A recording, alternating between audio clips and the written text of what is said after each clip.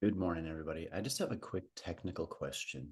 I'm gonna share so let's uh let's give a moment here for a couple other participants to arrive. I think we've got a few who are still gonna be coming in. But I'd just like to say just good morning and welcome to everybody. It's great to see you again. We are now more than, well, I guess after this morning session, we'll be halfway through all of our online sessions before we get to the in-person component of the Institute. So it's going really well. So thrilled to be working with all of you. I hope you've had a wonderful week. And um, let me actually stop this share so that way we can see each other a little bit better here. And today we have a wonderful guest with us. And I'm going to turn it over to Stacy for introductions of our guest, Dr. Dana Kaldmeyer. So go ahead, Stacy, if you could. Good morning, everyone. How you all doing? Today, we really have a good treat. One of my colleagues, Dr. Dana Kaltemeyer, who is an assistant professor of history in the Department of Social Sciences on the beautiful campus of Alabama A&M. And her research is in labor and working class history and capitalism, in which she published several journals and peer-reviewed journals, several articles in peer-reviewed journals. And her latest book, and correct me if I'm wrong, Dr. Kaltemeyer, Human Regades, Minor Capitalism and Organizing in the Gilded Age, just came out in 2021 and about to be a hot seller. And so, if you're on Amazon later on today, pick up the book. So hopefully when you all come, we can have maybe a book signing or something, Dr. Kaltemeyer. But my good friend, Dr. Dana Kaltemeyer, will be doing a lecture on the economic effects of the Great Migration. So at this time, I will turn it over to you, Dr. Kaltemeyer. All right, thanks so much. Can everybody hear me okay here? Okay, we good? Awesome. All right, it's always one of my biggest fears to get on one of these things and just not have it go right. So glad that that's working. So thank you, Dr. Carter, for a great introduction. A little bit flattered. So yeah, I'm Dr. Dana Kaltemeyer. I'm assistant professor here. And my specialization, like you said, is labor and capitalism in the late 19th century, and then early 20th century too. So I'm really excited to be here today, basically to talk some more about the economic factors that contributed to people participating in the Great Migration and what could have come out of that as a result of those economic decisions. So usually whenever you hear the word economics, you think about things related to money, like jobs and wages and for a lot of folks discussing the Great Migration, especially in that first wave that happened in the first half of the 1900s, they'll give you straight up wage comparisons between jobs in the North and the South as clear proof of the economic factors that encourage people to move. And so you'll hear about new jobs being opened thanks to industrialization in the North and West, especially thanks to the World War, and compared with stories of sharecropping in the South and tales of things like the boll weevil that completely decimated the crops. Well, the contrast is pretty clear. The options of staying in the South versus leaving for better opportunities, it seems like a no-brainer. Now, those analyses aren't wrong, but they also don't give us a really clear picture of all the economic factors that come into play whenever a person moves. And so that's basically what we're going to be looking at here today. There's just simply a lot more than just jobs and wages that a person has to consider whenever they're making a financial decision like this. And so, what I'm going to do today is spend a little bit of time kind of talking about some of these other factors and how they might play out in a person's life if they decide to relocate. These factors would have weighed very, very heavily on the minds of a lot of people who are considering moving, whether it's just relocating to another city nearby or if it's a cross-country move. Um, so I have a PowerPoint slide that kind of gives us a little bit of an idea of what to expect here. Yeah. Thank you. Yeah, so what I'm going to do is I'll spend a little bit of time talking about some of these important factors, and then I'll give you guys some time if anybody has any questions or anything like that. I'm going to kind of just do basic highlights because I want to spend a lot of time doing an activity that I like to do in my classes to kind of give people an intimate picture of what life was like during this time period and how difficult these decisions might have been for a person. So even whenever we're simply talking about wages, there's a lot of factors that influence what a livable wage is and isn't. And so when we do things like average wages, it can be a really nice snapshot to give a general picture of things, but an average is still just an average. It's a composite of a bunch of individuals' earnings. Some people will have earned higher than that, and then some people will have earned much lower than that number that's reported. So we have to kind of keep that in mind. The thing is that in the first half of the 1900s, things like seasonality and reliability of work could really cause wages to fluctuate quite a bit throughout the year. So if you worked in the coal industry, for example, you may have had work over the winter, but not so much over the summer. And no work means no pay. So if you worked in farm labor, the trend was flipped. You had lots of work during the summer and going into the fall, but you had a lot less work whenever it was cold. And so these things don't really show up in average earning reports. So already, just a simple wage is really hard to nail down accurately. But when talking about wages, we also need to consider what people do with the money that they earn. There's a lot more that goes into your personal finances than just wages. If you want to be rich, yeah, earning more money is one way to do that, but saving money can be just as important as earning it. So choosing what you spend your money on and how much you spend then is a pretty crucial factor that shapes your finances.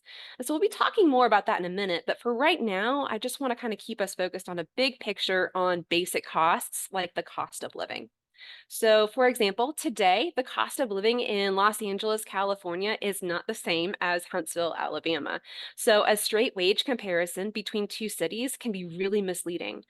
Um, yeah, the average wages in Huntsville are probably a lot lower than what you'd find in LA, but whenever you factor in the cost of living, the difference isn't as large as it might seem on the surface. And the same applies to comparing wages between the South and elsewhere in the nation back then. So already we've made just the money side of economics a bit more complicated. The thing is that, like I said, economics is never just about money. So we're going to be looking at a broader definition of economics that includes the collection and spending of all resources, not just capital. So other resources include things like time, labor, and health. It may not seem like it, but each of these factors and many others all influence our personal finances and therefore have to be considered whenever we're talking about these economic decisions. So let's talk about time first. Time is a finite resource that factors into wages. Spending your time working in one occupation might take away other job opportunities. And this seems straightforward in a lot of today's occupations, but in the early 1900s, when there was this really kind of big gig economy going on, time mattered quite a bit. So it was pretty common for a person to go from industry to industry based upon what paid the most for the amount of time spent laboring. Sometimes a person's time was worth more in one industry rather than another. So if you remember, just a couple minutes ago, I mentioned that there were a lot of occupations in the early 1900s that were seasonal. So if you worked in the coal industry, you made most of your money during the winter months. In some areas, especially in the early 1900s, wages for coal mining were actually lower in the summer months than in winter months. And the same thing is true for a whole bunch of other occupations as well. You can see right here, there's a picture of some folks turpentining in Florida. This was a huge industry in places like Florida, southern Georgia, and southern Alabama, and it was seasonal work. It was great in the winter months, but you couldn't get much work for it in the summer. There just wasn't as much to do. So seasonality is a pretty important thing here. In the case of coal mining, the wages were actually lower in the summer months than in the winter months. So you could do the exact same job and you would earn less money for it because coal was simply worth less in the summer months. So a person working in the mines or in any other seasonal occupation might earn more money for their labor and time if they pursued a job in another industry at a different point of the year whenever their main occupation wasn't paying as much. Now, on top of that, some folks worked in multiple industries at once. So, being able to work shorter hours at one job might open up additional hours in a second gig. Working just one of those jobs for a longer amount of time might not yield as much pay, so cobbling together multiple incomes was really common. So this is getting really messy really fast. A move to a new location might result in a higher paying job for one of your jobs, but would that job be able to match the old job and the side gig? It may make sense during one season, but in a different season, might mean that a person's time was better spent working in two jobs in a different location.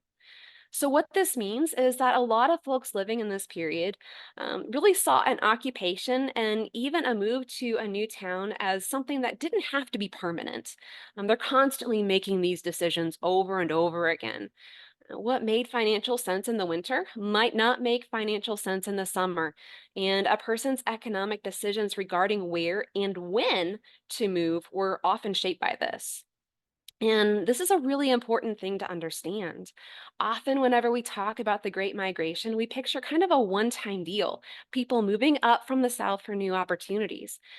But the thing to remember is that if somebody thought that it made economic sense to relocate once, there's a really good chance that that same person will be willing to relocate for better opportunities later. A person might return to the South. They might move to a different city or a town in the North. They might try their luck out West, but they're always pursuing a better economic advantage. Now, another factor closely related to time is labor. In this case, though, this labor is not limited to the labor that's done in the workplace. So think like cleaning your house, doing laundry, mowing the yard, cooking dinner, tending to young children. All of this is labor that is essential to your life, but it goes unpaid. Nobody is going to pay me to clean my own kitchen. It's just not going to happen. If you spend your labor on these tasks, then you have less to spend on other areas where you are paid. So your earnings are capped. Of course, you can choose to pay somebody else to complete those unpaid tasks or what would be unpaid for you, but you do have to pay them to do that, which of course takes away more money from you. So all of this is kind of cutting into your paycheck from one end or another. So for some families, it might make sense for one parent to stay at home to tend to the unpaid labor while the other partner works for a wage, but it doesn't always have to go that way.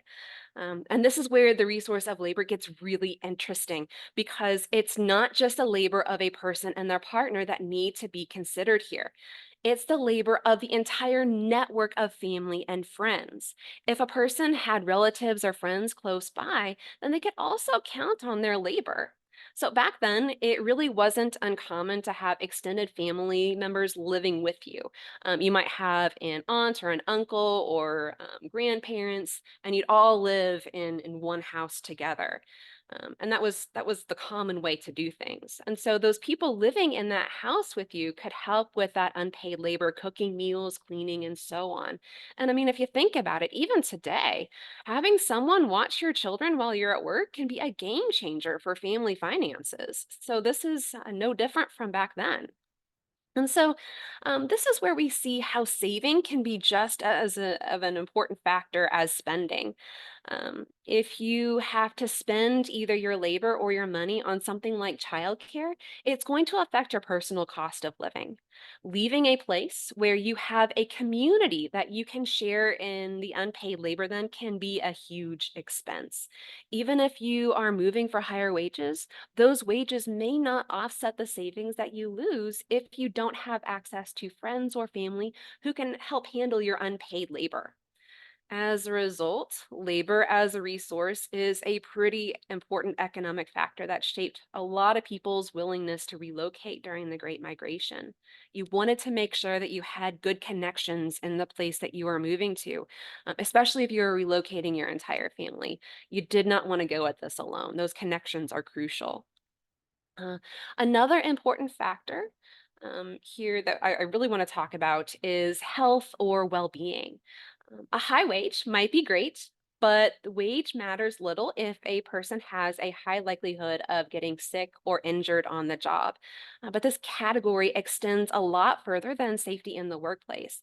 It also includes the safety and well being of all the family in question. So it's pretty well documented that the South discriminated against non whites during this time period. And in fact, it's also rightly listed as a key reason why many Black migrants moved out of the South. Things like educational opportunities, especially for children, factored into economic decisions because it was an investment in the family's future earnings. But the question is, how safe were these communities that they were moving to? The fact is that many northern and western cities harbored huge racist sentiments. They engaged in all sorts of discrimination and often encouraged segregation.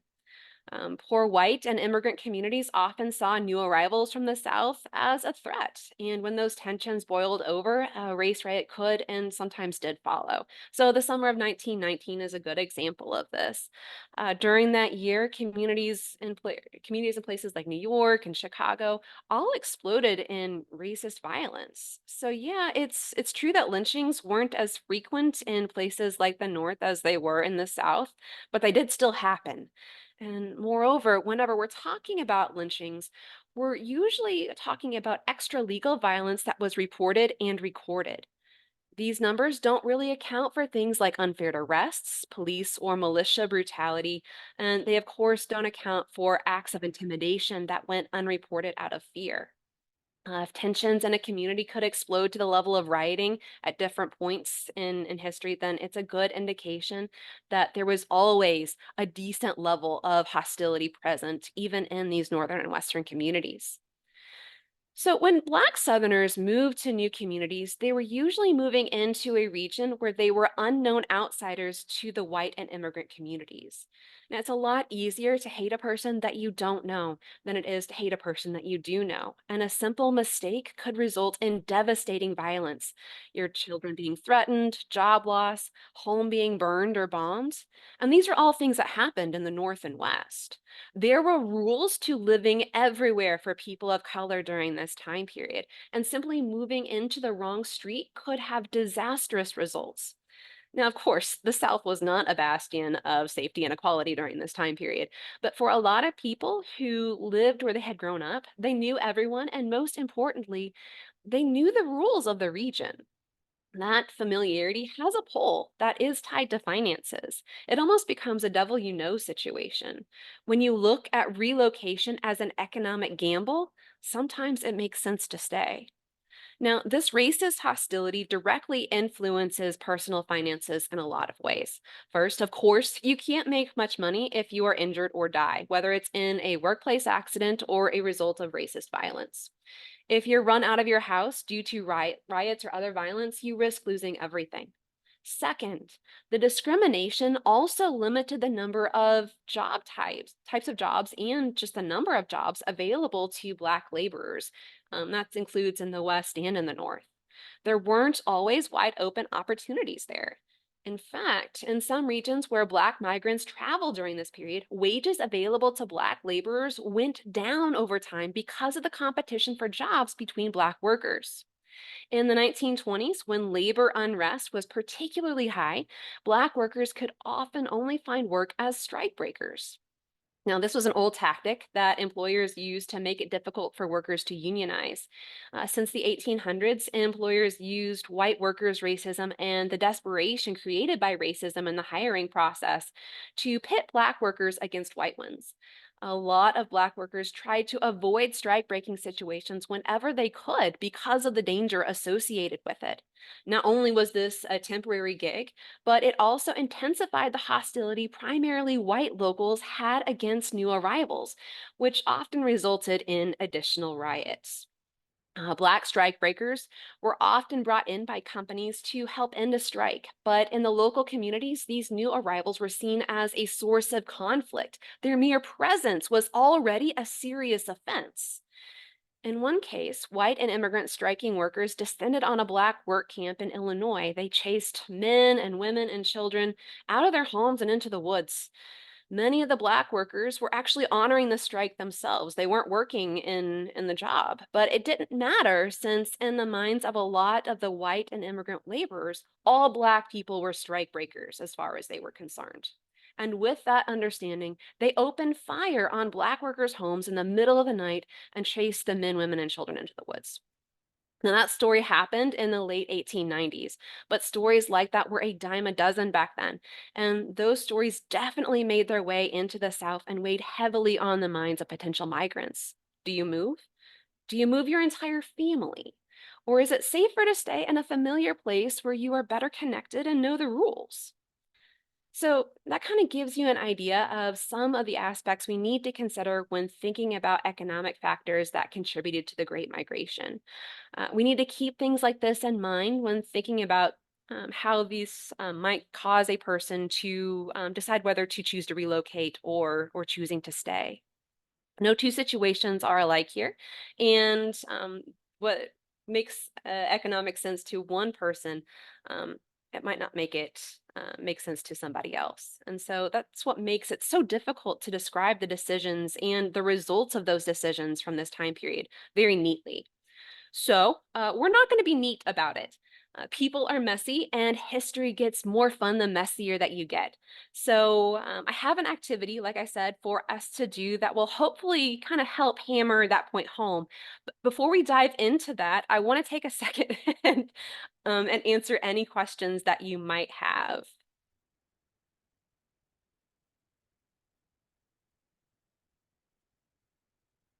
If we don't have any questions, then we can dive into the activity.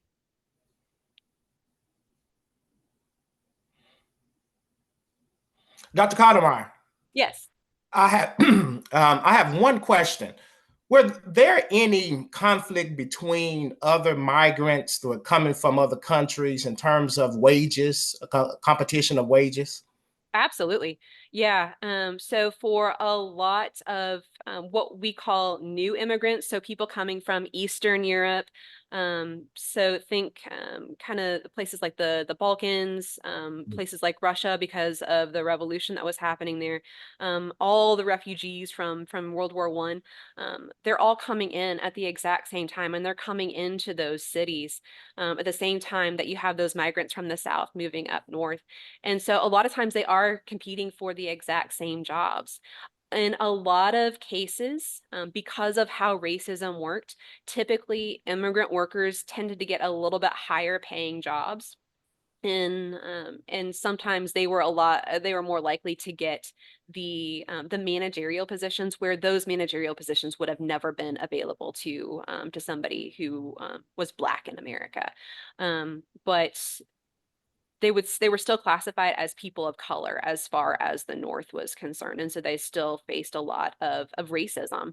But it was a more I'm cautious to say this because sometimes they also faced a ton of violence, but um, a lot of times it was a little bit more muted. And as far as the racist violence against them compared to what the Black migrants coming up from the South would have faced, but they still these communities were often pitted against each other just to keep wages low.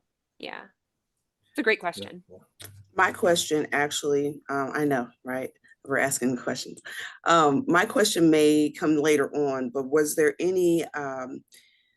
any similar situations here in the South that migrants, not the migrants, the folks leaving the South or fleeing from the South, but immigrants maybe, did they face any challenges or opposition coming South to kind of replace some of the workers that left? Was there anything of that Oh nature? yeah. Okay. Yeah, absolutely. All kinds of racist violence. Lots and lots of immigrants were actually lynched in the South. In fact, one, if not the largest lynching to date, we're still actually calculating, like finding information of new lynchings and things like that, which you know. But one of the largest lynchings to date happened in, I believe, Louisiana, and it was Italian immigrants. They a huge number. And so yeah, they face the same kind of discrimination, and it was a lot easier for people in the Black community in the South to be served as a scapegoat, but especially going into the 1920s in the middle of the Red Scare, people from Eastern Europe were seen as more likely to be socialist. And so policing of them usually went through in the form of like the Palmer raids and things like that. And a lot of people, especially in communities with a large immigrant population, they were actually illegally deported. It was completely illegal, but the people in the community decided they did not want them there. A. Mitchell Palmer decided that, hey, this is cool, and he actually became an inspiration for J. Edgar Hoover later. So lots and lots of policing of lots of groups in the North and South during this time period. It's not a happy period if you're a person of color, especially whenever there's so many tensions that are very, very high. Right. Somebody who's looking to improve their station, you automatically have a target on your back. Yeah. Okay. Wow. Okay. Thank you.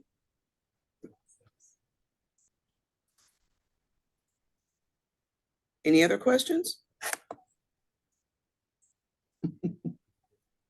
All right, cool.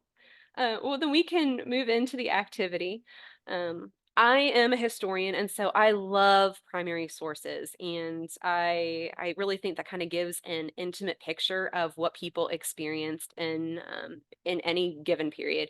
And I also love big data because I'm a numbers, labor, capitalism kind of girl. So what I'm going to have you guys do is, I believe you guys have access to some documents on some sort of shared page or something like that. Is that available?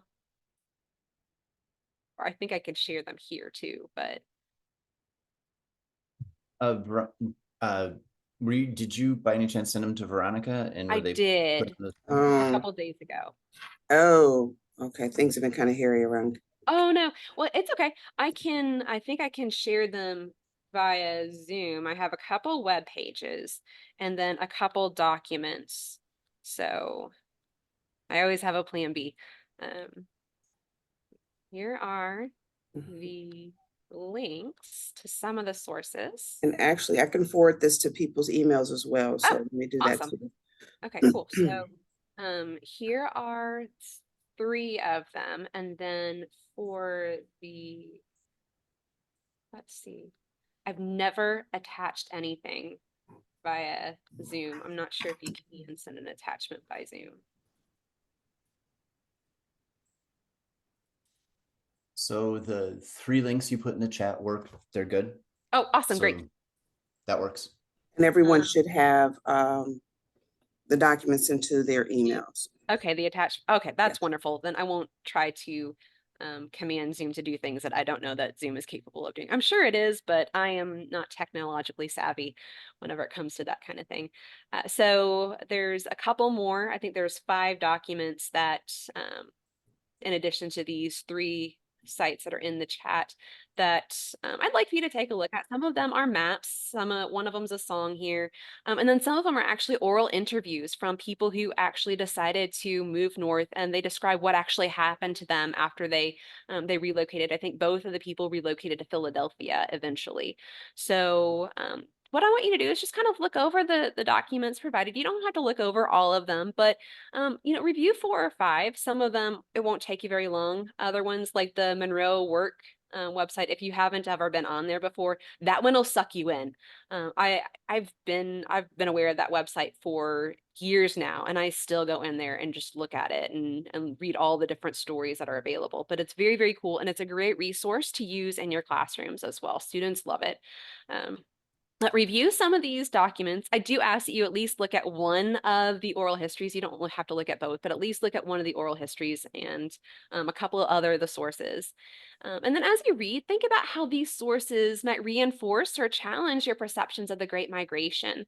And think about what these sources can show that maybe general narratives and overviews might not be able to. And then I want you to have a little bit of fun. We're going to go into breakout sessions as you, for whenever you review these things. So you can kind of do a little bit of group think here. But if you can, each group, I'd like for you to use at least 3 or 4 of these sources as a reference point to create your own fictional character who's faced with a decision to move or remain in the South. So think like, who are they, their age, their gender, occupation, what's their educational level, marital status, that kind of thing. Think about, do they decide to stay or go? And what economic factors might have influenced their decision? And then if they decided to go, what happened after they decided to move? Um, like I said, this is an activity that I do in my classes, and students love the chance to kind of flex their creative muscles and imagine something. And it also kind of helps us put ourselves in the shoes of people who are making these decisions. So we'll take about 15, 20 minutes to review sources, and we'll do more time if needed. Um, And oh, just to yeah, clarify, Dr. yes. Kaldmeyer, when you say make sure everybody does at least one oral history, that's the History Matters website? It's not a website. Well, I mean, I think it's on the Going North website, but I actually included segments of transcripts in the attached files. So it'll be Beulah, and I can't remember the other guy's name. I can pull it up here.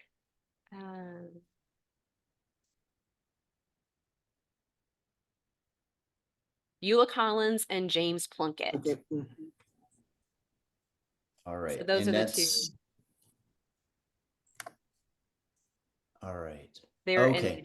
they're in the attachments. Great In the question. attached files that, okay, Yeah. so everybody should have received it from the Alabama to New York Gmail account. All right.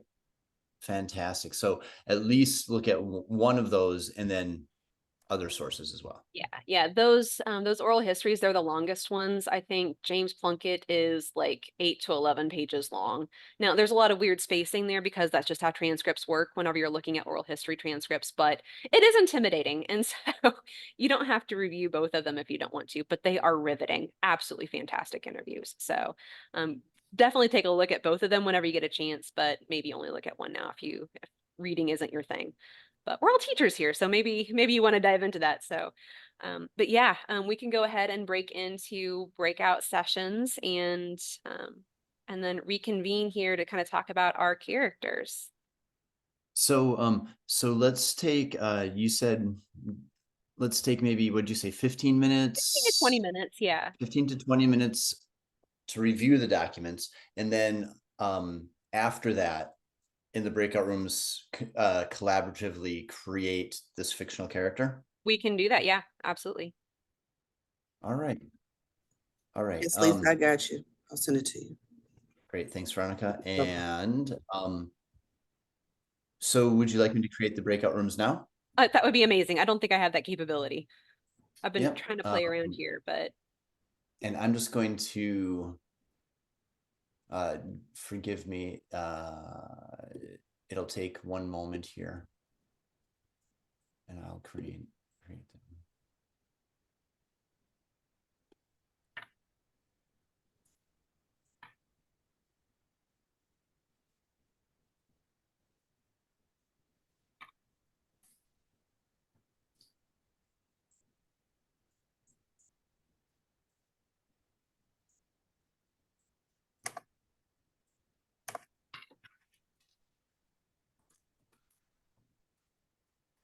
All right, here we go. The rooms should be open for everybody.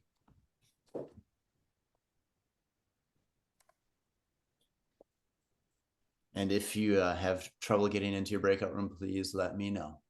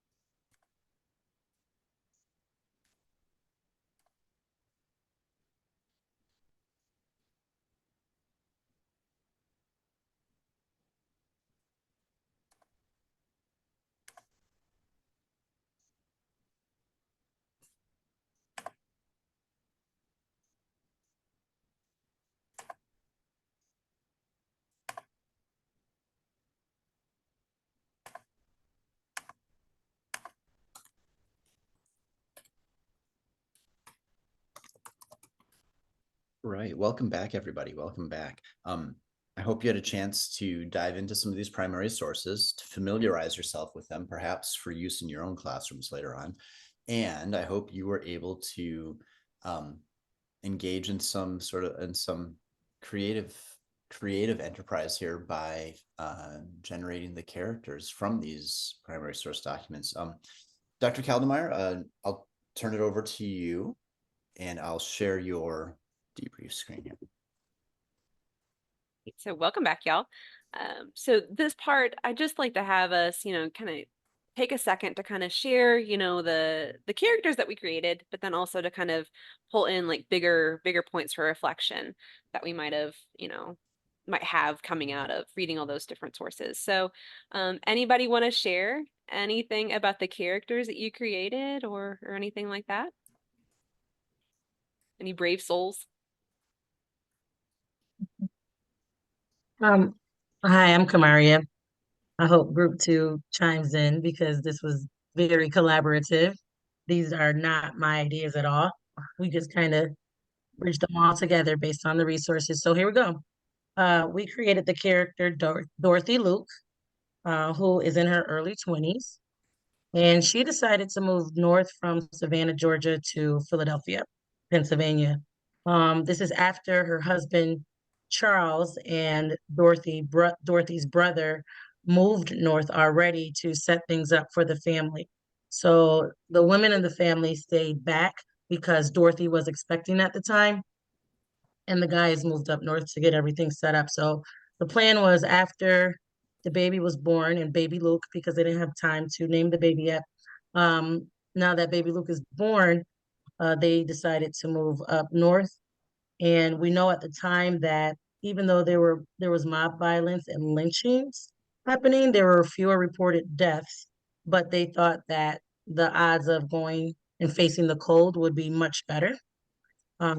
Especially during that time period, I believe we said around 1922. Yeah, and her husband Charles and will be reunited with will be united with his son CJ, and he'll get to see him for the first time. And part of the decision making was due to better healthcare, possibility of home ownership, and better schooling for the family they're starting. Anybody else from group 2 want to chime in on something I may have missed? Yeah, that was the story that we developed. I think the more we got into the naming and all of that, like really building out and fleshing out the characters, it became more exciting. We basically combined our sources together, which we all read different sources, so it was interesting coming up with the knowledge we had. From the source I read, I was able to look at the president of Tuskegee Institute's like call to action of like why people are leaving to the north, the percentages, and basically proclaiming what the South can do to like draw people back, which is like obviously ending Jim Crow and ending mob violence that Black citizens are facing in the South. And he does so in a very unique way. It didn't really challenge my understanding, but I would say that there was nuances I didn't know before of like, them proclaiming that, the North is just going to be so hard for Black people to acclimate to the weather. Like that's their biggest concern that they mentioned. And also he goes on to mention that white women are being forced to work in the fields now, and this should really be that was the kind of complicated part of like what is he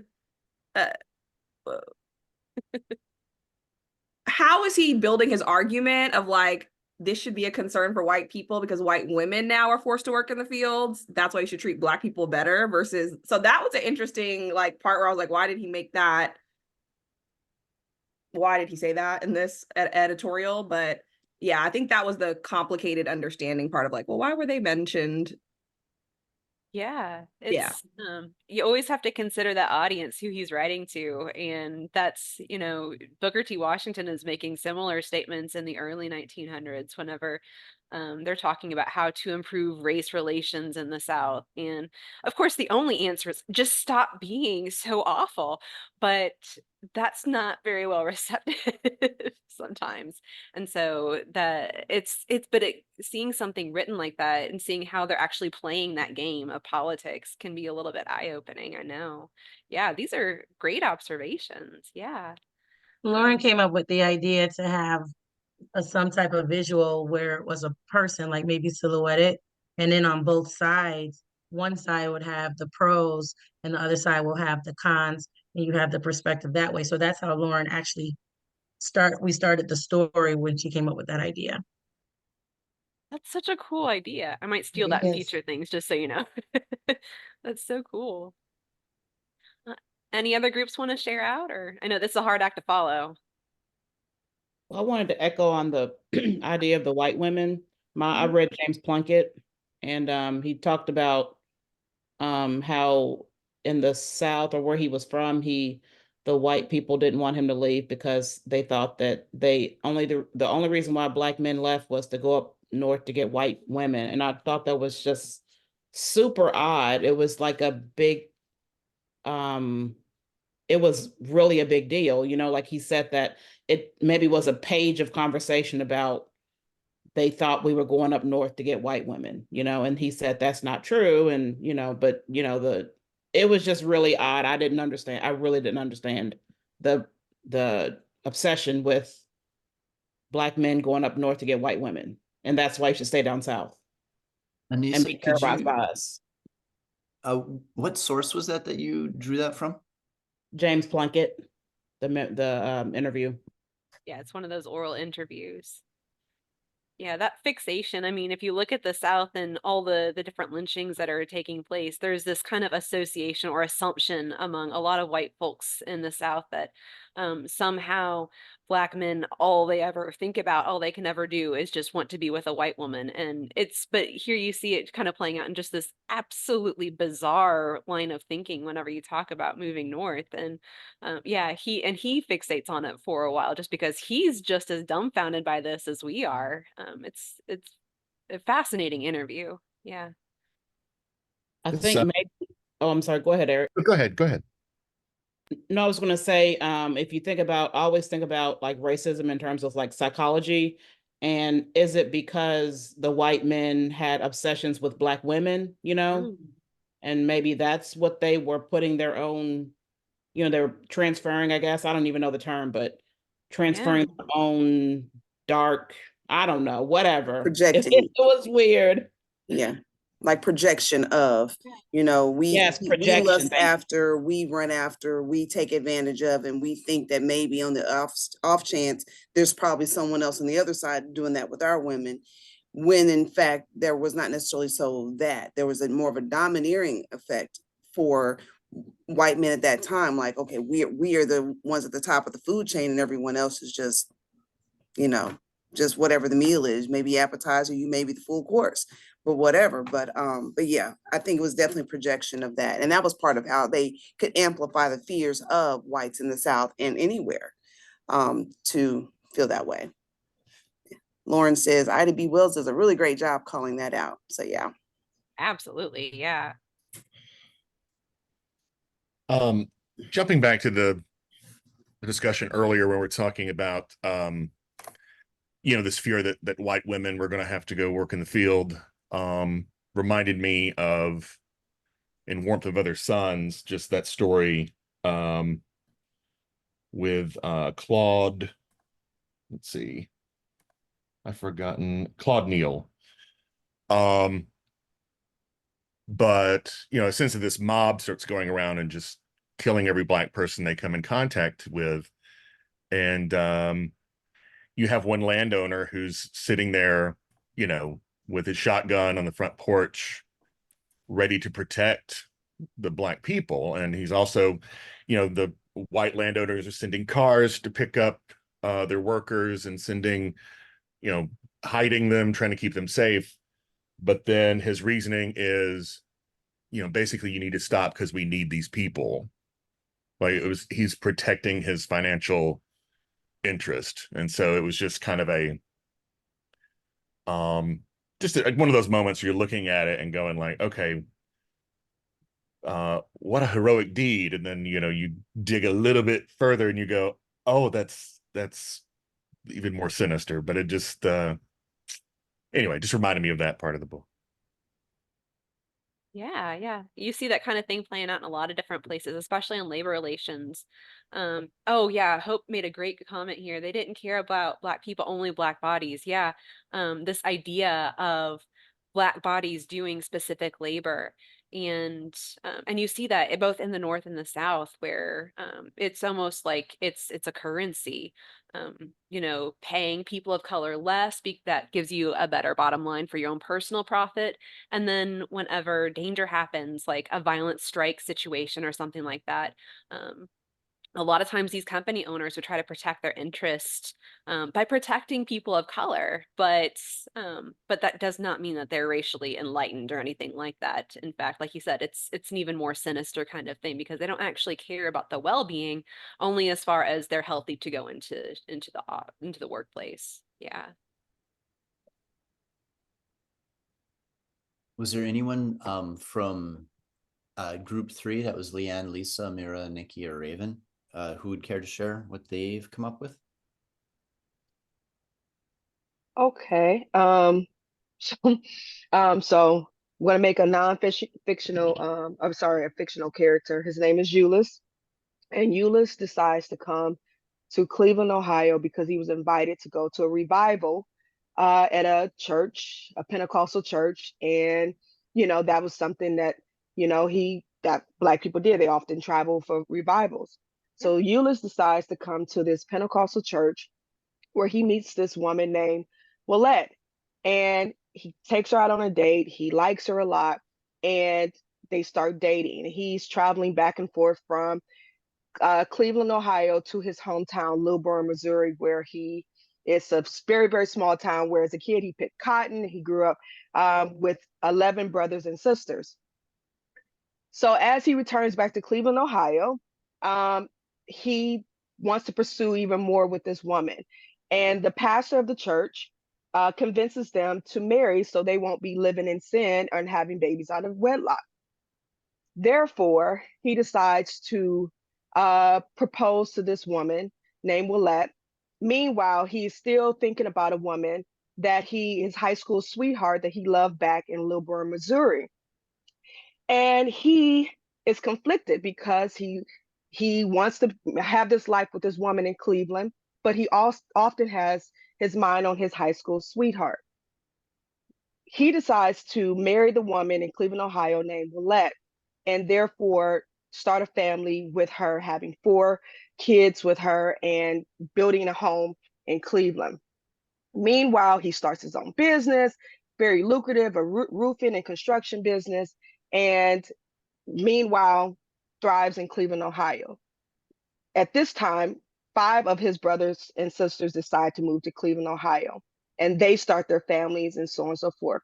But his heart is still with his high school sweetheart, but he continues to move on with his life. Therefore, he has me, named Lisa Rand, and takes me and my siblings back to Lilburn, Missouri, to visit grandmother's aunts that remain there, and raises me in a middle-class household. And I'm the first out of my family to go to college and graduate and thrive off of his sacrifice coming to Cleveland, Ohio. So I kind of changed that from fictional to non-fictional really quick. But that's a true story. Very cool. That is cool. Mhm. I love that you were able to integrate your own personal story into that. That is so neat. Mm-hmm. Very cool. Any other thoughts or comments on was this group 3? Group 3's Yeah, contribution? Yeah, Lisa and group 3.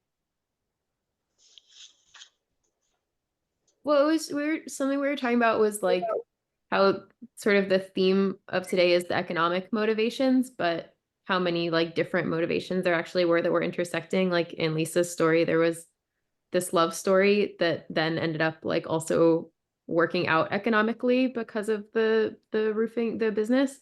And then like in one of the oral histories, there was the woman who had gone to Philadelphia, it seemed like mostly because of some sort of health crisis and like better medical care that she thought she'd be able to access in Philadelphia, and then got a job that worked out for her economics wise. But it was like in both of those stories, the impetus for the move wasn't actually the economics at first, but then it did prove to work out. So that was kind of interesting to look at. Yeah. And that's another thing with the Beulah Collins account was, the motivation being, I need to move for medical reasons, but it was also like she was living for her child, like her husband dies 6 months later, she has the child, she's sick, there's family in Philadelphia. I thought it was interesting that when she got there, she didn't want to go back home except to be buried. So it was almost like her life will be dedicated staying in Philadelphia so her son can have a good education and she can stay, healthy enough to take care of him. So, yeah, so I'm answering that question, like, do they want to move back or not? I thought it was interesting that her choice was, yes, when I'm dead, carry my body back, but I have no desire to go back other than that. So Yeah, it kind of speaks back to what Lisa was talking about with that sacrifice and, wanting to maybe take on hardships just for the sake of your kids or grandkids. And maybe thinking of yourself second, but always keeping that well-being in mind. Yeah, it's a great observation. And it's Any also other? it's Go also ahead. Sorry. funny, just based off what Eric just said, and even what Mira was saying. You almost think of it as I'm leaving behind that life. I'm leaving behind the things that tormented me, the feelings of being less than or not even being seen as a whole person. So when it's just my body, just the shell, you can put that back there. Other than that, I need to live elsewhere and be who I'm intending to be in life. So that does make plenty of sense.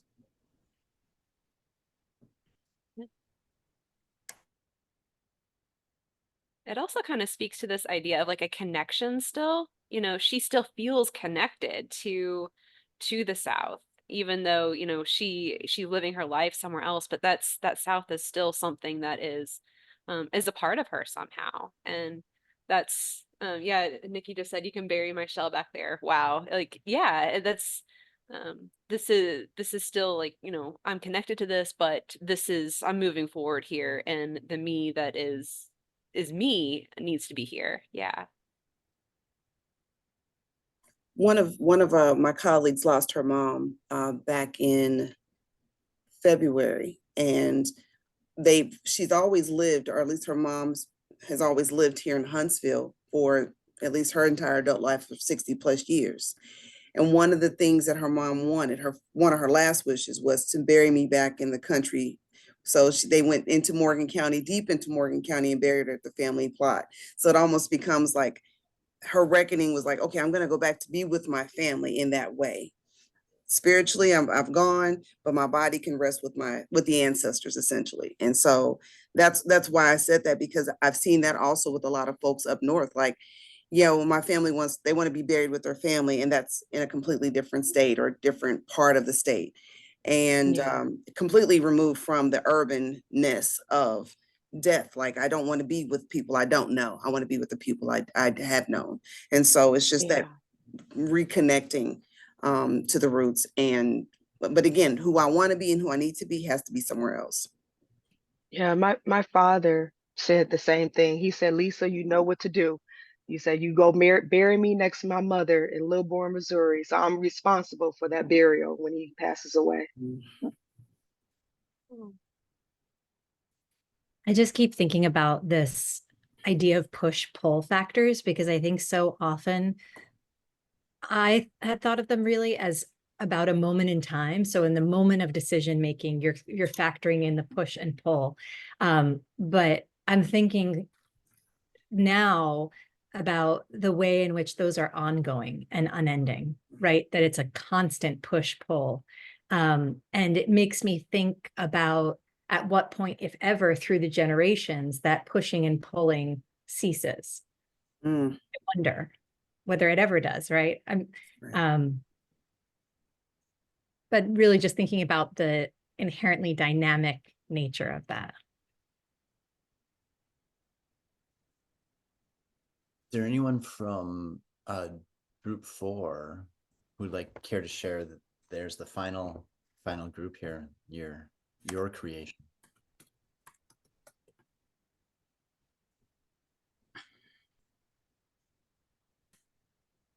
Was that us? Whoever hasn't Who's gone in yet, I group can. 4?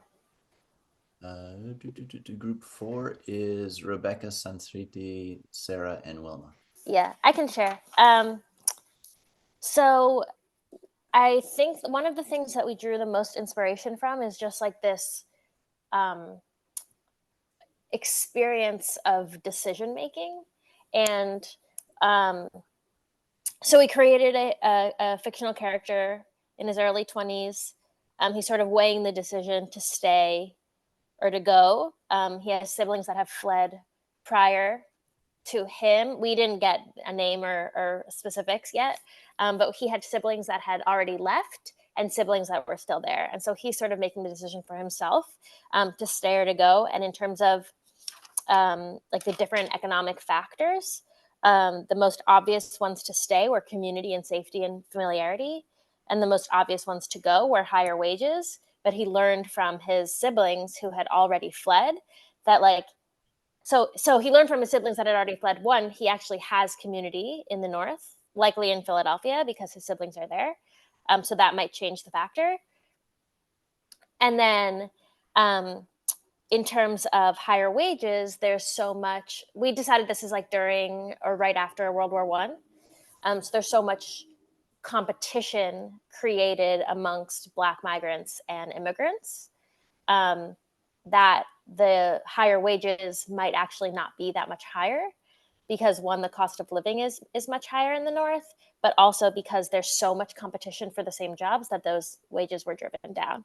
And so where we sort of decided on at the end was like, he decides to go, but he has a sibling who didn't. And so we're interested in looking at the correspondence between like maybe their mirrored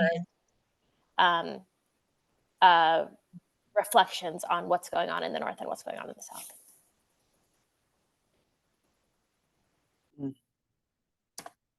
That's so neat. I love that you guys are still playing in with this theme of like connection and this web of community that kind of transcends all these different states and all these different cities. Absolutely crucial during this time period. I was sort of thinking about how coming from a history like background, how we often just always do push-pull factors as economic or social forces.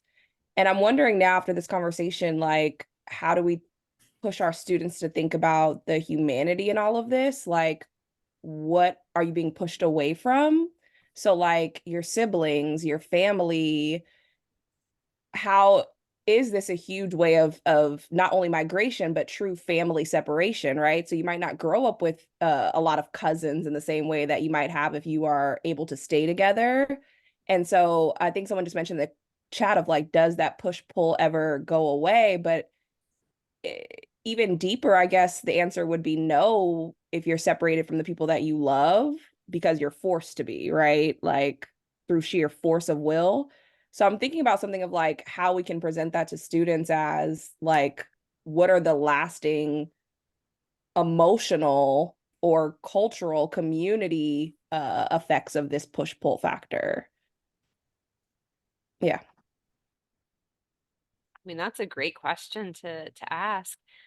There's certainly all kinds of resources. I love going to oral histories, kind of like what I included with the packet for you all here, just because that's how you can see some of that emotion and you can see those family connections.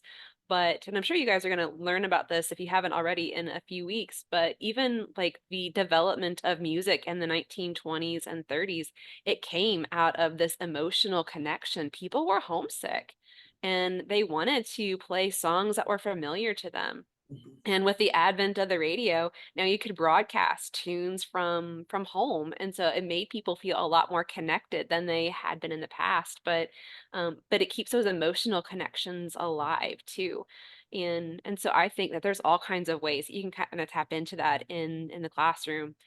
In my classes, I like to do oral histories, but then we also listen to music from the 1920s, bluegrass, which was partially, actually mostly created by Black migrants, country music by Black migrants, and jazz music by Black migrants. And all of those are kind of budding in the 1920s and 30s. And it's all about that emotional connection. And so looking at some of those songs and hearing the emotion in the songs, I think that's a really powerful way to tap into that emotion, especially for students.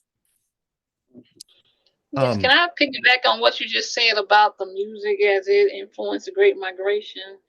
And that's powerful. And music was definitely it was a platform for African Americans to express things like grievances as it pertained to social justice types of music, like the blues.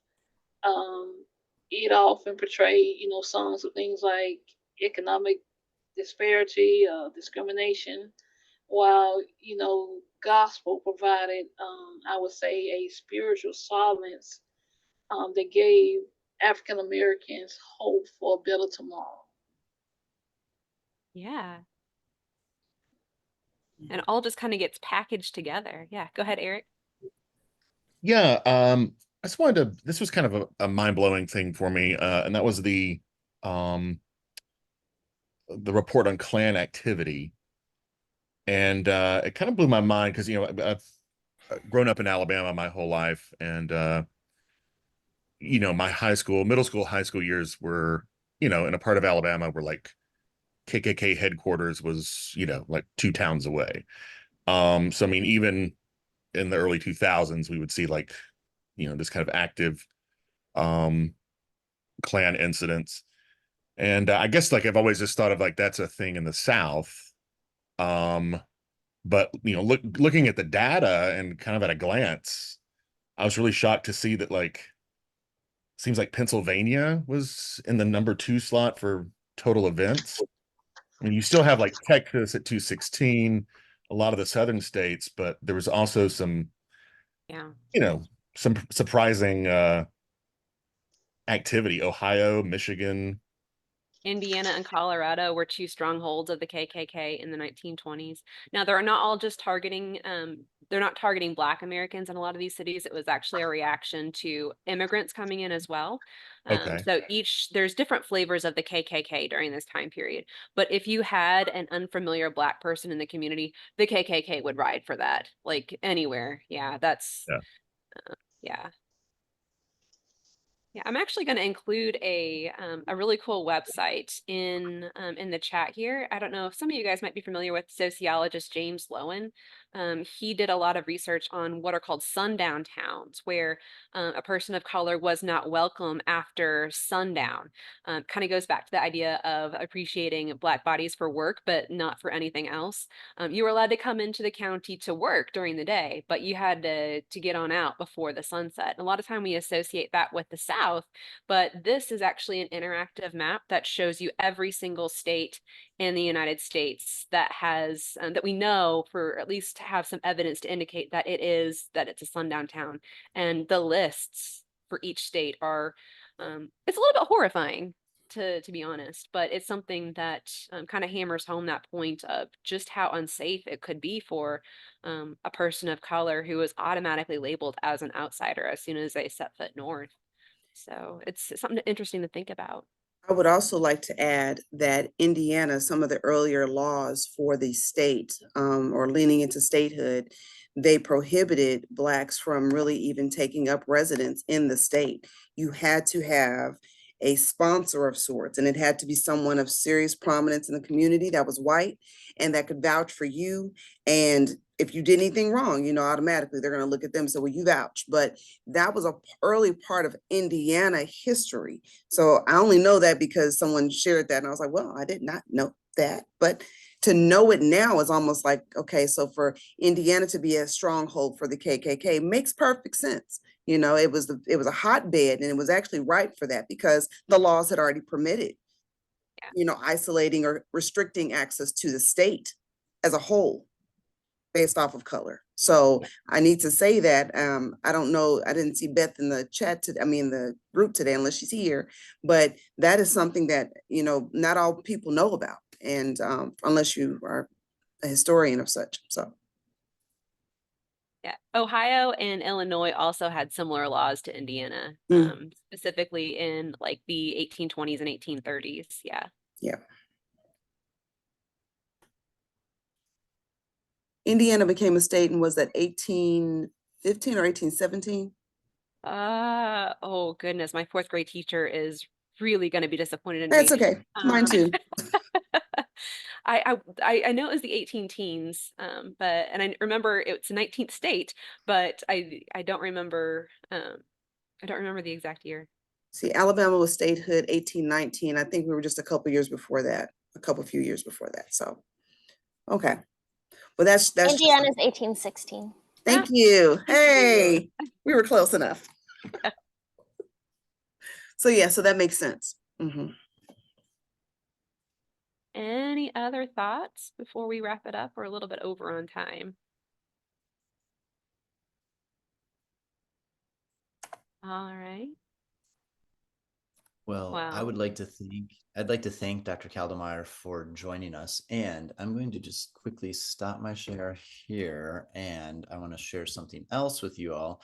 Dr. Kaldemeyer's book, I'm going to share a link in the chat here, and this is the one that's recently published, and also we're looking forward to seeing the book that you are working on right now when it does come to publication. So you're through the University of Illinois Press, and Union Renegades, Miners, Capitalism, and Organizing in the Gilded Age. So thank you so much. We just feel really lucky to have you here with us, both at A&M and in our institute here. So thank you so much, Dr. Kaldemeyer. We really appreciate what you've brought to the conversation here. And there's some really valuable resources that we are going to be able to use in our own classrooms moving forward. So sincere thank you and appreciation for the work that you're doing. Oh, thank you so much. Thanks for having me, y'all. I really appreciate it. Thanks. Thank you, Dr. Kaldemeyer. Take care. You too. Bye-bye. So everybody, we are sort of at Veronica, do you think that 20 minutes is a good amount of time to finish up? Is that okay for you? That's fine. Yeah, I'm not going to take up too much time, but I also won't ramble either. So I'll make sure I keep it tight. So we had planned to do this afternoon, but in hopes of maybe getting you out a little bit earlier this afternoon, we're going to move Veronica's finishing up her presentation on education from last week. We'll finish it up right now, and then maybe we can get out a little bit earlier this afternoon for y'all. So Veronica, I am just going to pull up your slides here, and we are at the legal precedent is what we were talking about, and you should be able to see that now. Awesome. Well, thank you all for being willing to listen to me once again, talk about the educational factors of the Great Migration leading to and or as an outcropping of. So let me go ahead and kind of go back to what we talked about last week briefly. We talked about some of the educated thought of Blacks in America, i.e. W.E.B. Du Bois and Booker T. Washington. We did talk about William Hoover Council as being another focal point, another person to think about in terms of Alabama education. Though W.E.B. Du Bois was not born and raised here in Alabama, nor was William Hoover Council, but he did receive his formal education from the state and that he sought after. Go ahead and move on with the next slide, sir, so we can roll into the legal precedent. So everyone knows about some of the major court cases and decisions we talked about last week, i.e. separate but equal. That was the Plessy v. Ferguson case. And I'm going to fast forward kind of into the later portion of our Great Migration or migratory pattern here in the States. So by 1954, one of the major court cases that hit the Supreme Court was the Brown case versus the Board of Education in Topeka, Kansas. And the ultimate ruling was that separate educational facilities are inherently unequal. I said last week that we look at education and the cost of educating a white child versus that of a Black child. $1 per head for a white child versus 24 cents per head for a Black child is unequal. You're not getting the same accommodations. You're not receiving the same materials. Your facilities are probably dilapidated and or you're receiving secondhand goods. And it was essentially the first case barring segregation in the educational facilities. Remember last week I said Plessy v. Ferguson just said separate and equal is fine, but it didn't have any bearing on education. However, states took that and kind of ran with it and was like, okay, well, we've already established that Blacks and whites can't be educated together. This is just another foundational aspect of what we're doing, and that sets the tone. And in 1955, because states don't move quickly, it kind of takes an act of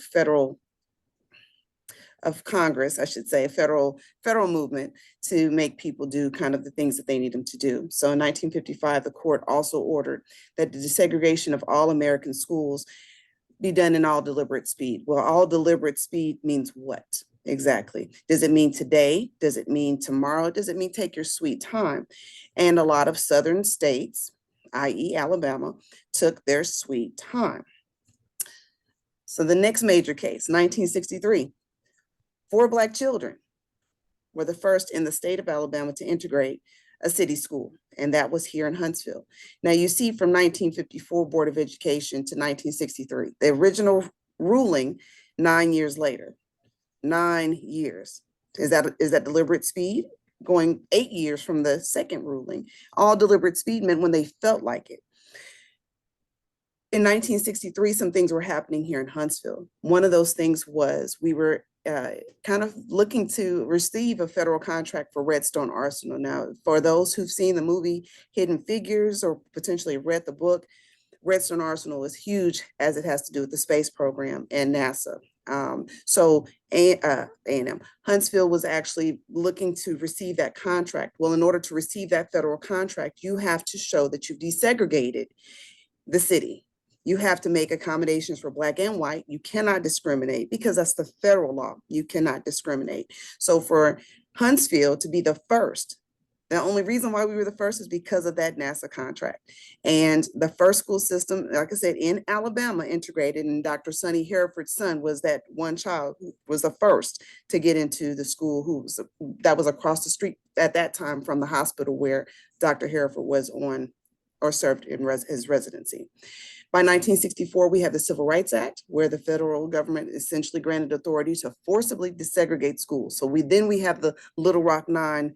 We have the, what was the other case with the young lady? I can see her face, Ruby Bridges' story. We have things of that nature that come up as a direct result of the 64 Civil Rights Act. So we see those images, we see those people entering schools, and we see the folks at their back spitting on them, yelling at them, hollering at them. And who wants to stay in school in the South if you're going to deal with this in the South just because Black kids and white kids go to school together? I believe there were some images that I probably had up last week, or maybe something that I read, but you see images out west where there's students in school together and there's no problem or no big problems that have cropped up as a result of integration. Some of the schools in the Northeast, same thing. You see students that are integrated. Well, these communities were probably well integrated before any ruling from any federal government. Go for it, sir. So as a result, we keep moving. 1965, Green versus County School Board of New Kent County, where it says we end all symptoms of segregation from root and branch, and the green factors require desegregation of transportation. So kind of looking at what happened in 1955 in Alabama with the buses. Where was that? Montgomery, Alabama. We also had to look at the student assignments and then the teaching staffs and then the extracurricular activities and facilities. I know last week I said something in regards to my mom being in that group of students in about that time frame that shifted from being in the all Black county schools, then desegregating or moving into the desegregated schools here in Huntsville. Now, she was a 6th grader. That was her last year in an all Black school. By her 7th grade year, now my mom is going to be 69 this year, 68 or 69 this year. Yeah, 69 this year. And go back 54 years almost, you know, that's the time. You know, we're looking at that period of, that's not that many years ago. That's almost 1970 when here she is almost, you know, in middle years, or I think it was the middle years grades. And she's just now getting her first white teacher and or seeing other staff members in the school teaching white students. In 1970, the Singleton versus Jackson met the U.S. Circuit County Court of Appeals, which oversaw the Alabama orders of desegregation of all schools. I think Dr. Blum mentioned this last week briefly, but Alabama is very much so, Huntsville specifically very much so, is still under a desegregation order as a result of this ruling here. By 1970, Dr. Hereford versus the board, Huntsville Board of Education, fought again to desegregate the schools and modeling it on the Singleton versus Jackson case. And again, the reason why Huntsville City Schools is still under a desegregation order. Now we have 3 different school districts here in Madison County, Alabama. We have Huntsville City Schools, we have Madison City Schools, and we have Madison County Schools. The county schools and Madison City Schools are not under a desegregation order. Why Huntsville? Because it's the public one, the one public branch of education. And of course, most people are attending those schools. Go ahead, sir. So here's our account of education or desegregation of the city schools. In September 1963, despite threats against his life, Hereford had held his 6-year-old son's hand as they walked up the steps of the 5th Avenue Elementary School on Governor's Drive, where Sonny Hereford IV became the first Black child to integrate the public schools of Alabama. These early victories in the civil rights movement had happened without widespread violence, and they were achieved before President Lyndon Johnson had signed the Civil Rights Act of 1964, outlawing discrimination in public facilities. This is written by Jack D. Ellis, who is a co-author of the book Beside the Troubled Waters with Dr. Sonny Hereford III. And so here's Dr. Sonny Hereford III. Dr. Hereford was born here in Huntsville, Alabama. He graduated from the city all black school here in the city that was designated for Black students. That was William Hooper Council High School. He also attended Alabama A&M College and Meharry Medical College at the same exact time. He received his medical degree while he was receiving his undergraduate or bachelor's degree from A&M. He also was a local physician and civil rights activist. Now, the civil rights activism came as a result of the desegregation of the hospital system. That was the first thing. And the second thing, of course, was the desegregation of the city schools. He worked alongside Dr. John Cashin, and there's a book written about Dr. John Cashin, and it's written by his daughter, and Reverend Joseph Lowry. These are some names that may have come up. Now, outside of folks in Alabama, you may see their names written in history somewhere. So I'm just going to leave it there. But they worked alongside the Community Service Committee to help, thank you, sir, stage the sit-ins at the local businesses and helping Huntsville to fully integrate by 1962. He helped with the integration of the hospital also in 62, and then the following year, they won the suit against Huntsville City Schools to integrate in 63. And of course, by that same year, his son was actively enrolled in the elementary school. So I actually uploaded to the page the excerpts. I think I did. If I didn't, that's okay. But my goal would have been for you all to write like a 4-minute reflection on the passage from Dr. Hereford, comparison of the city and county schools and some of the thoughts and likenesses between them. And I think we did some of this last week, so I won't really dwell on it too long. But if I haven't already uploaded it by this afternoon, if you wanted to read it in between, please feel free to do so. And that's something that you can reflect on just from that passage. The goal would have been to do a small breakout group, but I think we did a lot of that talking last week. Go ahead, Dr. Blum. Yes, with regards to this, I think that we will actually look at this passage later on because my daughter's roundabout story, my daughter's the woman who runs the daycare that my daughter goes to is friends with Sonny Hereford IV. He's come in, he actually gave a presentation to my daughter's daycare. And I spoke with her last week, and she reached out to Sonny Hereford IV, and he would be interested in coming to speak to us when we get to Alabama. I haven't finalized the details because he's a huge St. Louis Cardinals fan, and he's currently in St. Louis at a baseball series right now. So, but I think that reading this excerpt and having this discussion before he comes to speak with us, like, fingers crossed, I think it's going to go through. But I think we'll do that before that opportunity. And So, it is actually uploaded to our site. It's under the Day 2 afternoon readings. And it is chapter 1 for Beside the Troubled Water, called Through the Glass Darkly. That is the name of chapter 1. If you'd like, I can read at least part of the excerpt for you all, if that's all right by you all.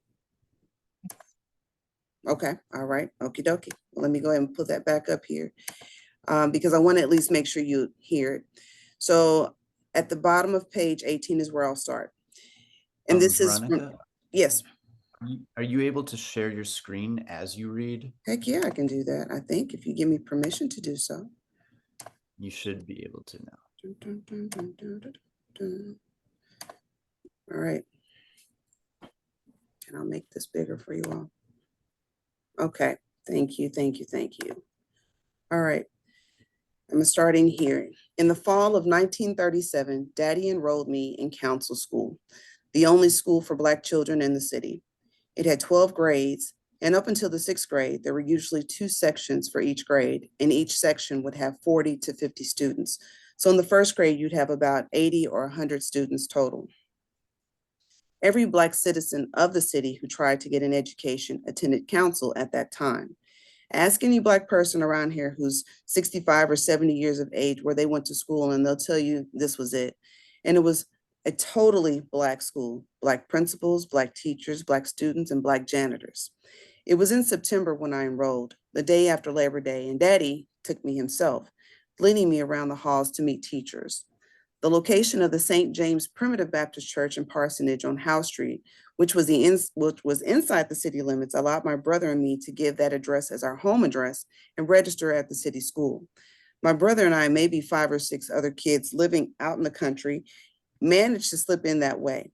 Daddy had told us before we left home, you just be sure you don't say you live at Route 1, Box 280.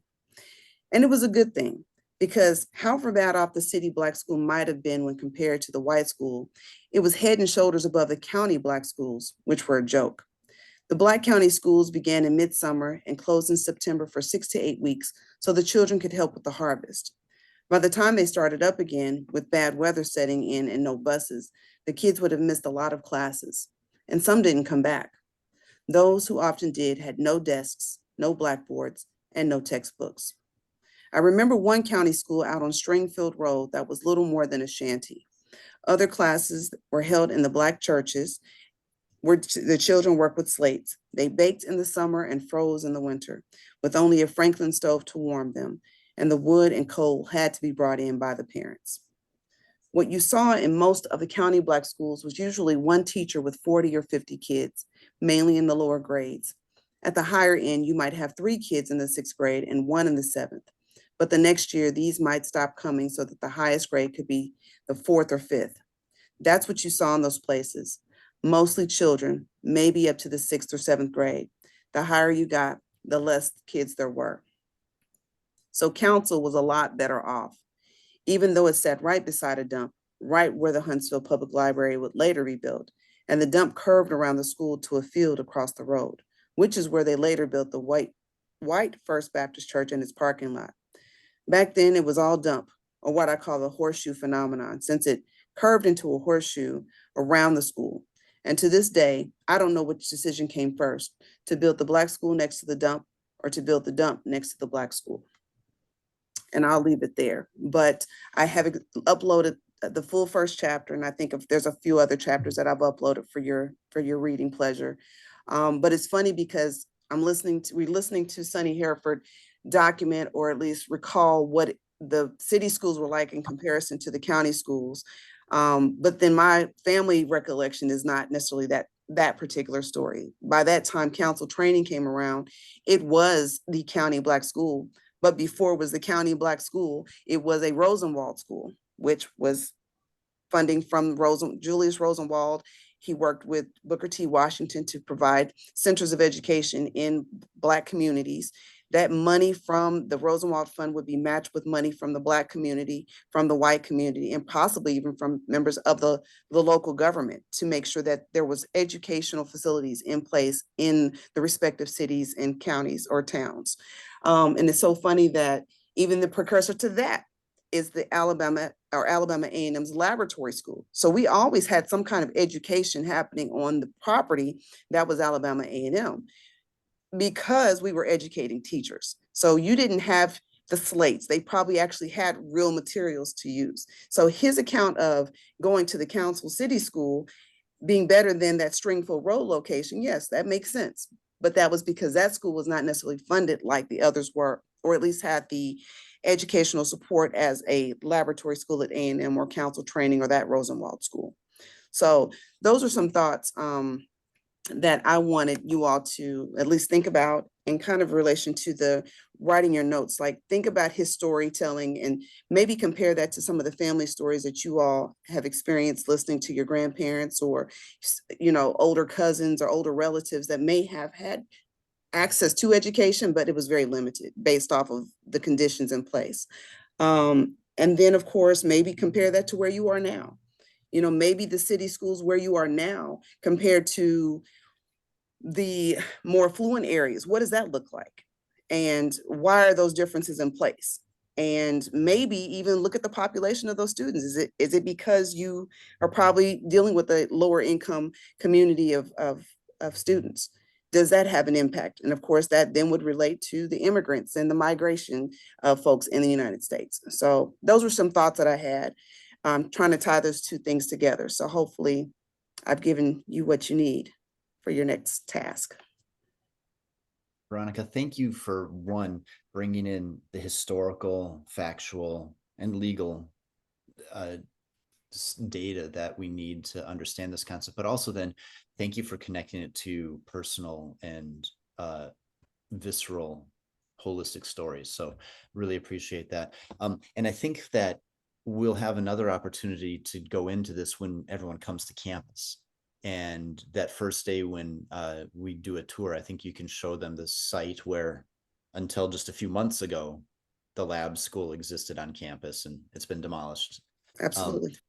And then we can connect it, I think, to maybe some of the personal stories that you have about your family members who attended there, and then subsequently Lee High School and those things. So thank you so much for that. Really, really appreciate that. You're welcome. We'll be getting more in depth into all of this. And so just feel really blessed to have had two wonderful facilitators this morning, and an entire group of wonderful participants. So thank you very much. We will reconvene at 1 o'clock on this same Zoom link, and we'll try to keep the afternoon session just a little bit shorter for y'all. All right. See you in about an hour at this link. All right. Take care. You too.